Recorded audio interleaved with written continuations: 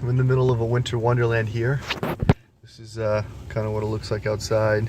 There are no cars pretty much in the parking lot at work, and it's snowing like crazy outside, and makes me really want to be at work right now, of course. Alright, so I wanted to talk about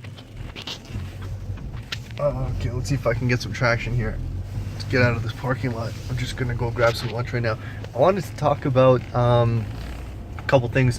One of them being, jeez, it's probably not the best weather to go driving. One of them being the idea of well, the myths, some of the myths that we learned kind of growing up, and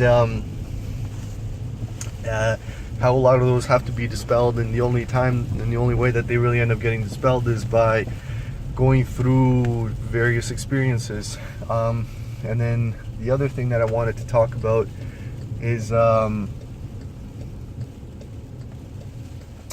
don't know what the other thing was that I wanted to talk about. What was this? I had this idea, now I lost it.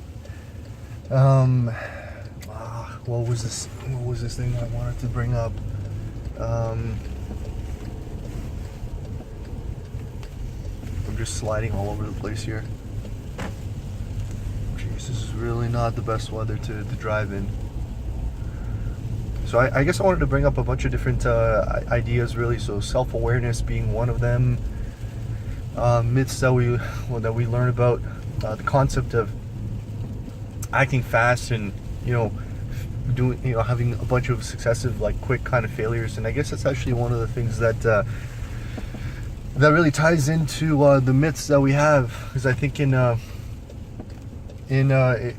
school there's always this thing that you have to plan. You got to plan ahead of time, and you have to have a good action plan, and you got to put it into practice, and you have to kind of fix things and have the get all the right feedback on everything before you perfect your action plan, and then you kind of move forward. And I'm realizing that that's not really the way to go at all.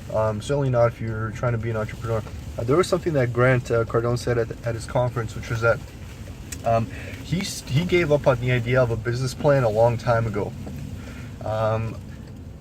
Like, I don't think he meant like completely just don't have any kind of business plan, don't have any ideas about anything you're gonna do. But I think he meant if you spend too much time actually planning things out, you're never gonna get off the ground. I remember hearing this quote from an interview with, who was that? It was some like self-made billionaire that was basically like, if that person had really thought everything through and known how difficult it was actually going to be to get to the point where he was, you never would have actually done anything, because it's actually so challenging. So there's a very different method that people have actually developed in real world, and like in real practice, in the way that they actually execute on their goals and on their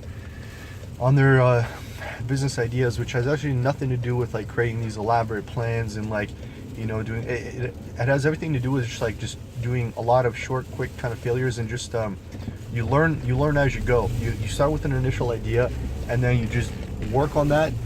Jeez, wow, I have no traction here. So you work on that idea, and you kind of like build it and develop it as you go. If you think about it too much, you do too much like research on it and trying to come up with the best possible version of it before you even launch it, then you'll never really get anywhere. Because and actually there's something to be said about that too. I've been hearing about this more and more, like researching an idea or coming up with like this in-depth, like elaborate kind of plan. That's really procrastination in disguise. If you think about something too much and you put too much time into just developing the idea without actually executing it, you're really just buying time. You're really just buying time rather than actually putting it together. Chances are, whatever idea you have to begin with, that's not the same idea as you're gonna have, by the end of it. It'll be something completely different. It's gonna look completely different. Maybe the initial thought is gonna stick, but the concept, the design, the development, the everything, marketing, the business idea, like your customer, your ideal customer persona, every aspect of it is probably going to change, and it should evolve, because It evolves for two reasons. One, because you actually start to listen to who your customers are actually going to be. And once you do that, you get feedback from other people and you find out what the market actually wants. It's not about developing your perfect idea for yourself in the way that you conceptualize it to be. It's actually about having an initial idea, trust your gut. Oh, that's what I wanted to talk about also, so I'll get to that in a little bit, but trust your gut.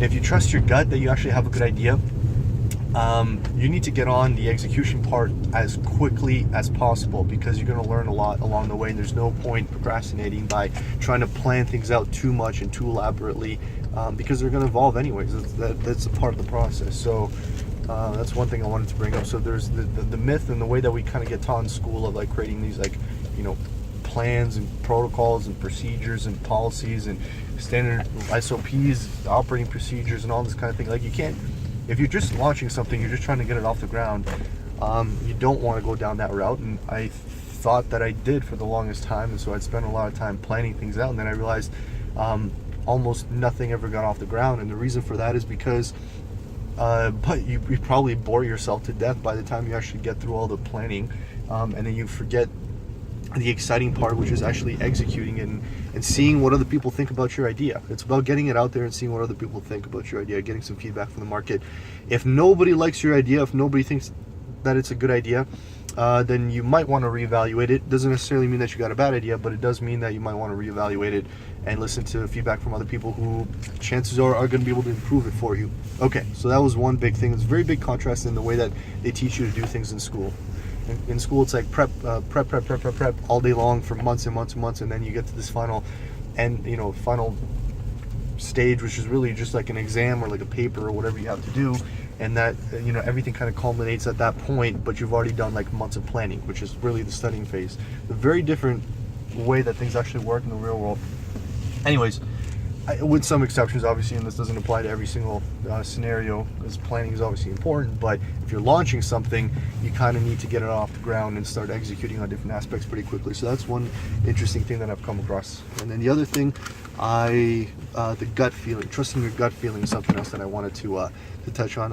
I'm going to do that in the next video. Cheers.